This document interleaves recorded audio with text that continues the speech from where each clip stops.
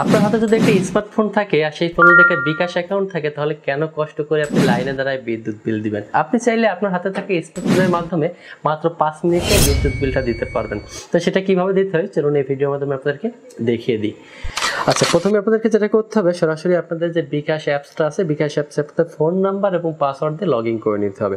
Okay, log in করে নেওয়ার পর আপনাদের সামনে জাস্ট এরকম একটা ইন্টারফেস চলে আসবে। এখান থেকে দেখুন একটা অপশন পেয়ে যাচ্ছেন, পে বিল। এই যে পে বিল নামে যে অপশনটা পাচ্ছেন, এটার উপর একটা ক্লিক করে দিবেন। এটার উপর ক্লিক করে দিলে এখানে অনেকগুলো অপশন পেয়ে যাবেন। ওকে, এরপর আপনাদের সামনে জাস্ট এরকম একটা ইন্টারফেস চলে আসবে। এখানে দেখেন বিদ্যুৎ নামে একটা অপশন আছে, এখান থেকে বিদ্যুতের উপর এটা ক্লিক করে দিবেন। বিদ্যুতের উপর ক্লিক করলে দেখেন এখানে অনেকগুলো অপশন চলে আসছে, ঠিক আছে? ওকে, এরপর দেখেন এখানে অনেকগুলো প্রতিষ্ঠান পেয়ে যাচ্ছেন, যে প্রতিষ্ঠানগুলো বাংলাদেশের বিভিন্ন অঞ্চলে বিদ্যুৎ সরবরাহ করে থাকে, যেমন পল্লী বিদ্যুৎ, প্রিপেইড, পল্লী বিদ্যুৎ পোস্টপেইড, ডিএসসিও, অনেকগুলো অপশন এখানে পেয়ে যাচ্ছেন। এখান থেকে আপনারা যে বিদ্যুৎ ইউজ করতেছেন বা যে প্রতিষ্ঠানের বিদ্যুৎ ইউজ করতেছেন সেটা এখান থেকে সিলেক্ট করতে হবে। তো আমাদের জন্য হচ্ছে পল্লী বিদ্যুৎ পোস্টপেইড, সেক্ষেত্রে পল্লী বিদ্যুৎ পোস্টপেইডটা আমরা সিলেক্ট করব।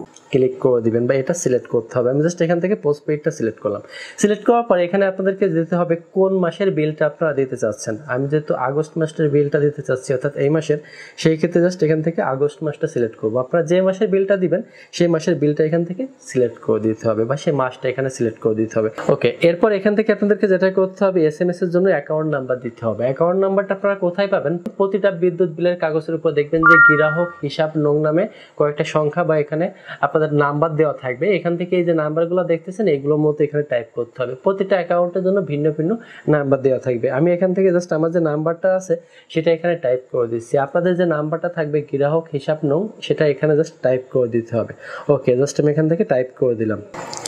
টাইপ করে দেওয়ার পর দেখুন পে বিল করতে এগিয়ে যান নামে যে অপশনটা পাচ্ছেন, এখান থেকে নিচেই এগিয়ে যানের উপর এটা ক্লিক করে দিবেন। এগিয়ে যানের উপর ক্লিক করে দিলে দেখবেন যে আপনাদের যত টাকা বিল উঠছিল সেই টাকাটা এখানে শো করবে। দেখেন আমার এখানে 1900 টাকা উঠছিল, 1900 টাকাটা এখানে শো করতেছে।